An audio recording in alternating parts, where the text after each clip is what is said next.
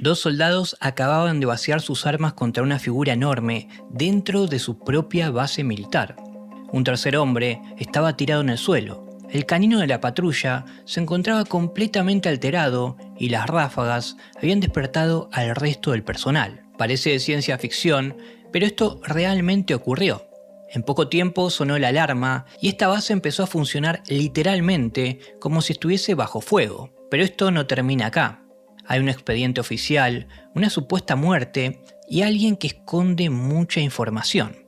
Les doy la bienvenida. Yo soy Paul y los invito a que me acompañen en este nuevo viaje.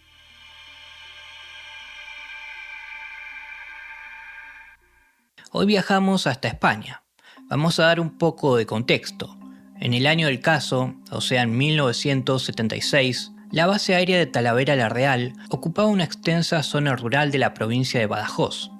A su alrededor había campos de cultivo, caminos poco transitados y pueblitos. Dentro del recinto, en cambio, había hangares, pistas de aterrizaje, depósitos de combustible y todo lo necesario para formar pilotos de combate. Esta base puntual operaba con cazas F-5 y durante el día tenía actividad constante. Era normal escuchar motores, ver movimiento de vehículos o personal de tierra. Pero en la medianoche, la historia cambiaba. El movimiento disminuía muchísimo. Solo quedaban las luces encendidas indispensables y bueno, obviamente, los soldados destinados a hacer la guardia de la noche. En esa época España vivía los primeros meses de la transición.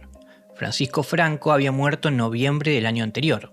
Pero dentro de las Fuerzas Armadas seguían vigentes las mismas jerarquías, protocolos y controles de información del régimen. Para resumir, si algún incidente sucedía dentro de la base militar, debía comunicarse por la cadena de mando. Y mucho más si este incidente sucedía cerca de donde se almacenaba el combustible de la base, o implicaba el uso de armas. Durante el 12 de noviembre, José Manuel Trejo Chacón y Juan Carrizosa vigilaban justamente la zona donde se almacenaba el combustible de la base. Ellos eran soldados jóvenes, de aproximadamente 20 a 25 años. Ocupaban posiciones bajas dentro de la estructura militar y carecían de cualquier relación conocida con la ufología. Sus tareas consistían en observar el perímetro, controlar los accesos y mantener la comunicación mediante radios analógicas. Los jóvenes Trejo y Carrizosa se encontraban en garitas separadas. No es que hacían guardia juntos. Cada uno tenía su arma reglamentaria y una visión limitada del terreno que rodeaba su puesto. La mayor parte de las guardias transcurrían así, esperando sin hacer nada.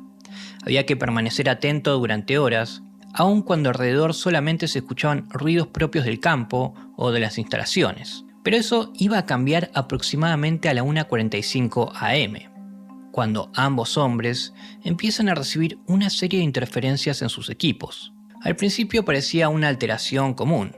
Un ruido blanco intermitente entraba en la frecuencia y dificultaba la comunicación. Podía ser una falla de las radios, alguna señal procedente de otro sector o un problema momentáneo en la transmisión. No le dieron tanta importancia y es más, intentaron seguir hablando, pero el sonido fue aumentando poco a poco, hasta que en un momento dado, esa interferencia se convirtió en un silbido agudísimo y continuo. Ahora el sonido ya no parecía venir de los auriculares. De hecho, era tan fuerte que les empezó a provocar un dolor muy agudo de cabeza. Si bien Trejo y Carrizosa se encontraban bastante separados, ambos escuchaban lo mismo. El silbido se mantuvo durante varios minutos y entonces apareció una especie de luz blanca sobre la base.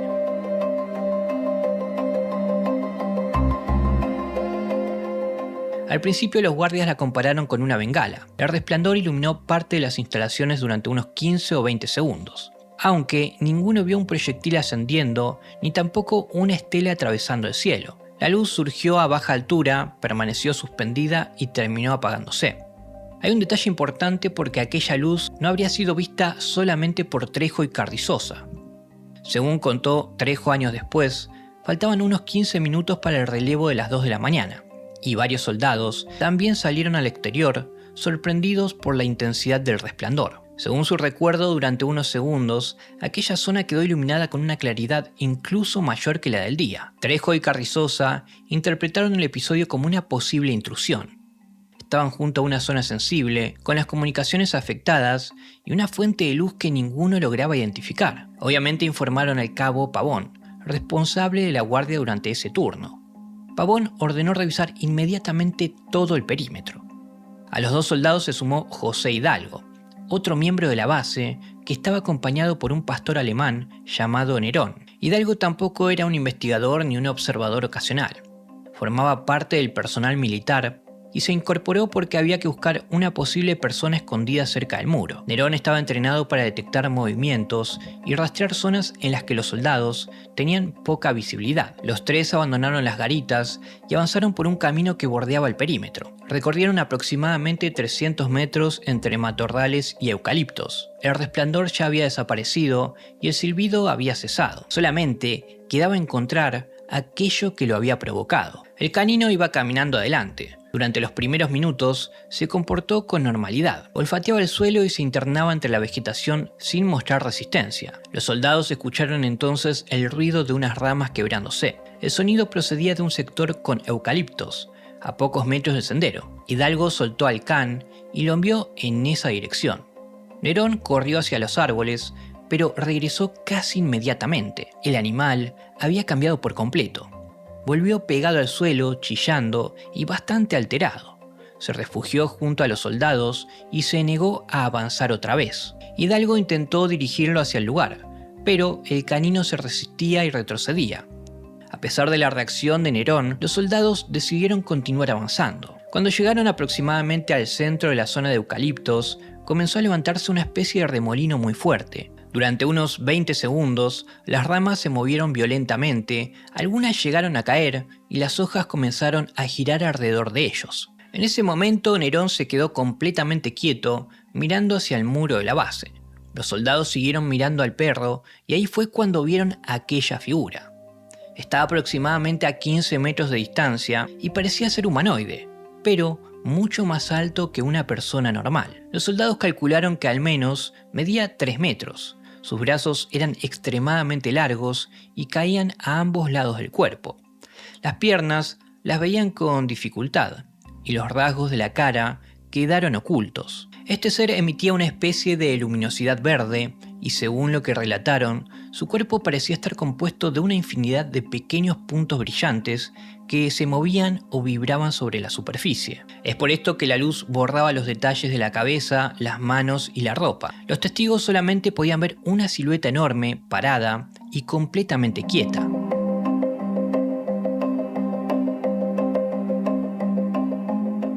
Aquello estaba dentro del perímetro de una base aérea, cerca de los depósitos de combustible. Trejo, Carrizosa e Hidalgo actuaron como lo harían frente a cualquier intruso y gritaron: ¡Alto! ¿Quién va? Este ser quedó completamente en silencio. Los soldados repitieron la orden, pero seguían en el mismo lugar, sin hacer gestos ni mostrar intención de escapar. Trejo contaría años después una versión todavía más extraña de ese momento. Según él, tenía el arma preparada, pero quedó completamente paralizado mirando a la figura. Entonces sintió un dolor muy fuerte en el pecho y asegura que vio al humanoide mover los brazos en su dirección. La sensación que describió fue como si algo ardiente le atravesara el cuerpo de adelante hacia atrás. Y ahí fue cuando inmediatamente perdió las fuerzas y cayó al suelo. Trejo también aseguró que Nerón intentó lanzarse contra la figura, pero el can salió despedido hacia atrás como si hubiese chocado contra una pared invisible. Carrizosa e Hidalgo quedaron frente a la criatura y reaccionaron abriendo fuego. Entre los dos estiman que efectuaron cerca de 40 o 50 disparos. Hay que tener en cuenta que toda la situación era caótica y bastante peligrosa, porque la distancia entre ambos no era mucha, así que cualquier mal rebote de alguna bala podría haber sido letal para los soldados. Estos disparos atravesaron el espacio donde estaba aquella figura e iluminaron los árboles, el camino y el muro que estaba detrás.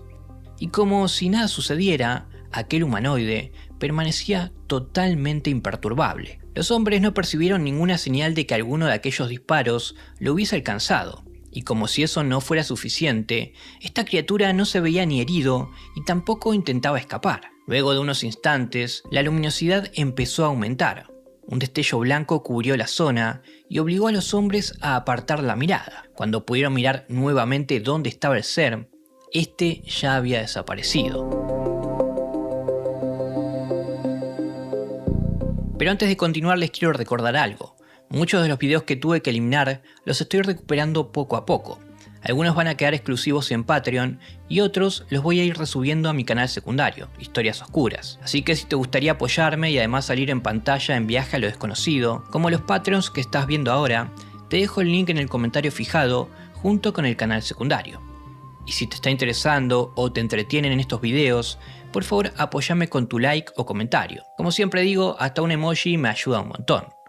Ahora sí, continuemos con este caso que todavía tiene muchísimo por contar. Aunque los soldados seguían apuntando al mismo lugar, ahí solamente quedaba el muro y un terreno vacío. Trejo aún seguía en el piso y Nerón permanecía junto al grupo. Pero aún no había terminado. De repente, empieza a oírse el mismo silbido que sintieron antes de la aparición del humanoide. Era tan o más agudo que el anterior. Se mantuvo durante varios segundos y se cortó de manera repentina. Los soldados actuaron rápidamente y ayudaron a levantar a Trejo para volver a los puestos de guardia. El cabo Pavón recibió el informe y redactó un parte interno, pero la reacción dentro de la base fue bastante más grande de lo que uno podría imaginar. Las ráfagas despertaron a parte del personal, sonó la alarma y los soldados ocuparon las posiciones previstas por el plan de defensa. La tensión llegó a tal punto que comenzaron a detener a los vehículos que circulaban por la carretera cercana. Según los testimonios, uno de esos coches siguió avanzando y varios militares terminaron disparándole. El conductor sobrevivió y algunos proyectiles habrían quedado incrustados en una maleta metálica que llevaba dentro del vehículo. O sea, durante algunos minutos, la base literalmente estaba funcionando como si estuviesen sufriendo algún tipo de ataque. Para que tengamos una dimensión de lo que había pasado, 2 hombres acababan de vaciar sus armas dentro de una base y un tercero había colapsado. Es realmente impresionante. En mi opinión, creo que es el caso ovni más impactante de la historia española. Porque literalmente estamos hablando de militares y dentro de su propia base. No sé si a ustedes se les ocurre otro caso en España más fuerte que este. Si es así, me lo hacen saber en los comentarios. Retomemos la historia. Después del incidente se determinó que se debía revisar el sector ni bien amaneciera. Es así que con las primeras horas del día, decenas de soldados recorrieron la zona. La búsqueda fue exhaustiva, revisaron el sendero, los eucaliptos y el punto exacto señalado por los testigos. Pero los hombres estaban seguros de que iban a encontrar huellas, sangre, restos de ropa o cualquier objeto que pudiese identificar a la figura. Además, también tenían que encontrar los efectos de los disparos, porque los cargadores de los subfusiles habían quedado vacíos. Y acá aparecería lo más impactante. O mejor dicho, no aparecería, porque en el terreno no se encontró ningún casquillo, ni impactos o agujeros en el muro o árboles. O sea, no tenía ningún sentido.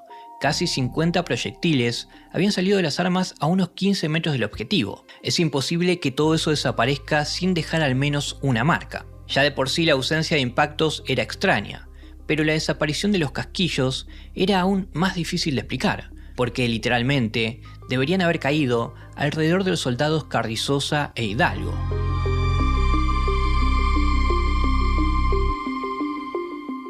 Además, como mencioné antes, la búsqueda se inició pocas horas después del incidente, y el sector se encontraba dentro de un recinto militar. ¿Cómo pudo pasar esto? La base confirmó que las armas habían sido disparadas, pero jamás pudieron establecer dónde habían terminado aquellos proyectiles. Las consecuencias de aquel encuentro no tardarían en llegar. José Manuel Trejo Chacón no se recuperó por completo de aquella madrugada. En los días posteriores, volvió a perder el conocimiento. También comenzó a sufrir intensas migrañas, náuseas, ansiedad y problemas en la vista. Las luces le producían una fuerte sensación de quemazón en los ojos y durante algunos episodios llegó a perder temporalmente la visión. Al día siguiente, Trejo volvió a desplomarse dentro del comedor de la base. Primero perdió la visión y después el conocimiento. Según contó, sus compañeros incluso lo vieron sufrir convulsiones. Estos episodios comenzaron a repetirse, dolores muy fuertes en el pecho y nuevos desmayos. Primero fue enviado al Hospital Militar de Badajoz y posteriormente terminó ingresado en el Hospital Central del Ejército del Aire en Madrid. Y acá su historia se vuelve aún más rara, o mejor dicho, más turbia. Trejo afirmó que permaneció internado durante 31 días, pero decía no recordar absolutamente nada de los primeros 13. Según él, Entró en su habitación, se acostó y cuando volvió a estar consciente, pensaba que solamente había dormido un rato. También aseguró que una religiosa del hospital le contó después que durante esos días había permanecido inconsciente y que algunas de las cosas que decía fueron grabadas. Sus síntomas continuaron durante las semanas siguientes.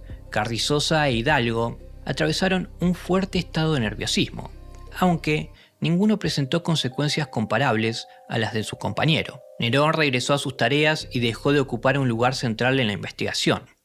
El cabo Pavón había elevado el informe siguiendo la cadena de mando. A partir de ese parte, se abrió el expediente 76.112 del Ejército del Aire, y los interrogatorios posteriores tampoco fueron poca cosa. Trejo aseguró que llegó a escribir unas 40 declaraciones juradas y que sus compañeros pasaron por un proceso parecido.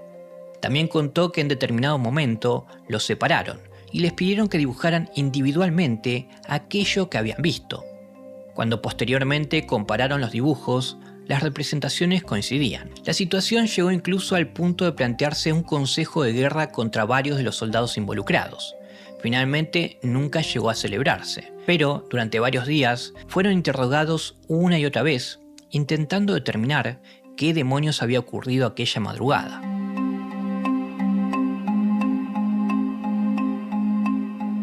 El caso fue registrado como un avistamiento de un fenómeno luminoso sin identificar. La investigación confirmó que había ocurrido una alarma dentro de la base y que los guardias habían usado sus armas. También dejó asentada la presencia de una forma antropomorfa en el relato de los militares.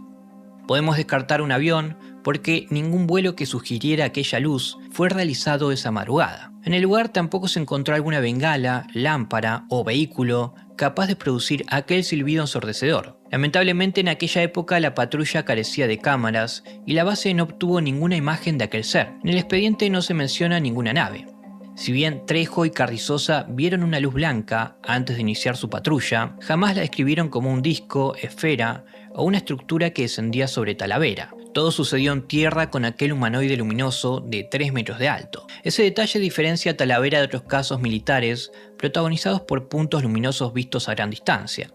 Aquí los testigos estuvieron a unos 15 metros y reaccionaron ante algo que consideraron sólido. Llevaron adelante su protocolo y le dieron la orden de identificarse. Apuntaron y abrieron fuego. El incidente quedó bajo estricto control militar y demoró años en ser conocido por el público. En una instalación de ese tipo, una descarga de armas cerca de los depósitos de combustible constituía un asunto interno. Los 3 soldados estaban obligados a mantener discreción y su historia permaneció fuera de los grandes medios españoles. Pero, en mi opinión, acá hay un detalle más que curioso. El mismo 12 de noviembre de 1976, un periódico venezolano publicó una noticia sobre lo ocurrido en Talavera la Real. El texto hablaba de un ser luminoso de color verde, con brazos largos y extremidades poco definidas, contra el cual unos centinelas habrían disparado. Mi pregunta es, ¿cómo pudo ser eso posible? Recordemos que era una base militar, y si ahora es difícil saber qué ocurre, imagínense en esa época, donde no había celulares ni redes sociales. Déjenme sus teorías en los comentarios, que quiero ver qué piensan ustedes con respecto a este dato. Cuestión es que la noticia llegó hasta el agregado de defensa español en Caracas, quien rápidamente envió el recorte a Madrid. Finalmente ese recorte también fue incorporado al expediente del caso. La velocidad con la que la historia viajó desde una base militar española hasta un periódico de Venezuela nunca quedó aclarada. Pero esto le suma aún más veracidad al caso, porque para bien o para mal, la publicación contenía ya los elementos centrales del encuentro: el color verde, la forma humanoide y los disparos. Eso demuestra que la base del relato existía desde el mismo momento del incidente, y que esos rasgos no fueron agregados décadas después cuando se hizo público.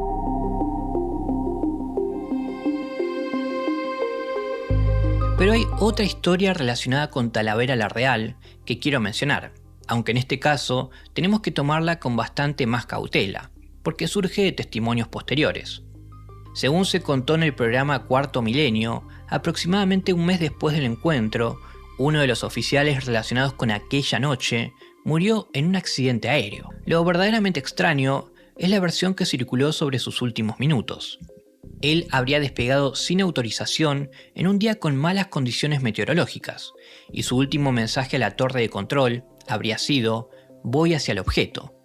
Poco después, el avión se estrelló. Trejo relacionó aquella muerte con todo lo ocurrido en Talavera, aunque nunca apareció una prueba que permitiera asegurar que ambas cosas estuviesen conectadas. Por eso tampoco lo tomaría como evidencia del encuentro. Pero, como episodio posterior alrededor de un caso, que ya de por sí es bastante extraño, me parecía que valía la pena mencionarlo. Otros detalles aparecieron con el paso de los años. Se habló del pelo chamuscado de Nerón, de hojas de eucalipto teñidas de violeta y un apagón dentro de las instalaciones. Esos elementos quedaron ligados a las reconstrucciones posteriores, pero carecen del mismo peso que la secuencia principal. El núcleo del caso es más simple y al mismo tiempo mucho más difícil de resolver. Les soy sincero, intentaré buscar explicaciones, pero desde ya les digo que ninguna me va a satisfacer. Comencemos. Una confusión visual podría explicar que los soldados calcularan mal el tamaño de la figura. De noche, entre árboles y con una fuente de luz intensa, una persona puede parecer más alta o perder parte de sus rasgos. El problema es que esa explicación no alcanza para todo lo demás. También se habló de una posible broma, pero tendría aún menos sentido. Entrar de madrugada en una base aérea para asustar a soldados armados era exponerse literalmente a que te mataran. Además, eso no explica las interferencias en las radios, los destellos y la forma en que aquella figura desapareció. Nunca apareció nadie reconociendo haber montado algo semejante. Otra teoría apunta a un experimento militar. Talavera era una base aérea y es posible que los soldados rasos desconocieran ciertas pruebas o equipos usados dentro de aquellas instalaciones. Eso podría explicar, por ejemplo, las interferencias o alguna fuente de luz, pero también sería una operación extremadamente peligrosa. Si había personal realizando una prueba secreta cerca de los depósitos de combustible, alguien permitió que 3 soldados armados se acercaran sin advertirles nada. 2 de ellos terminaron usando munición real y todo podría haber terminado en una tragedia. Además, como ya mencioné, ninguna investigación posterior encontró una maniobra o ejercicio que coincidiera con aquella madrugada. La luz blanca inicial sí podría tener una explicación lógica. Además, tampoco sabemos si ese avistamiento estuvo o no relacionado con aquella aparición antropomorfa. La luz pudo ser un fenómeno atmosférico, una descarga eléctrica o incluso algún objeto luminoso en el cielo. Pero viajantes, acá hay algo que me llamó bastante la atención. El silbido aparece antes del primer resplandor y vuelve exactamente después de que desaparece el humanoide. Eso me hace pensar que tal vez ambos acontecimientos estaban vinculados.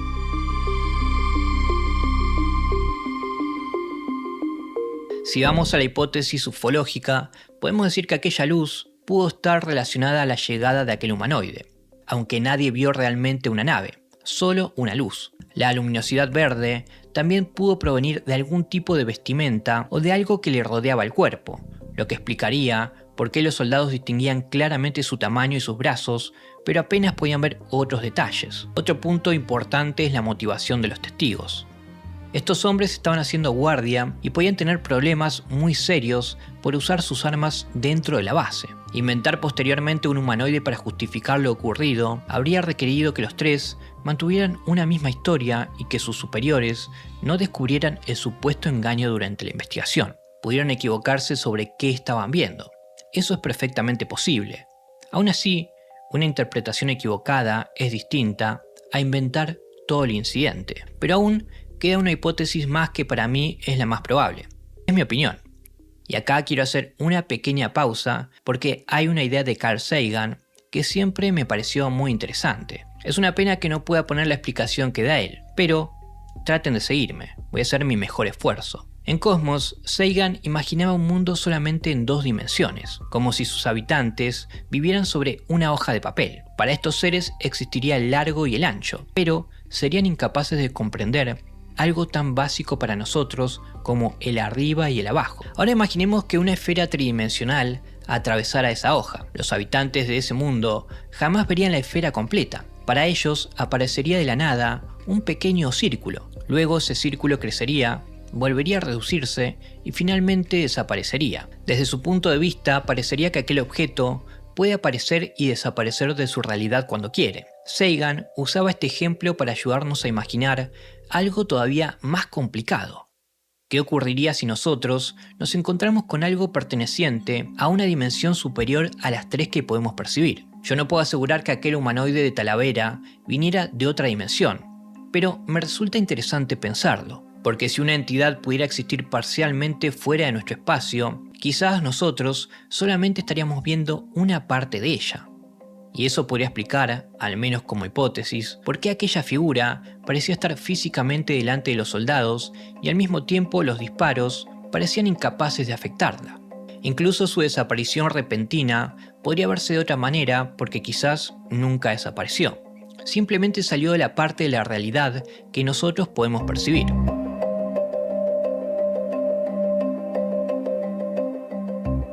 Viajantes, el caso ha sido presentado. Como les mencioné a lo largo de la narración, sin lugar a dudas para mí es uno de los incidentes ovni o paranormal más impresionantes de España.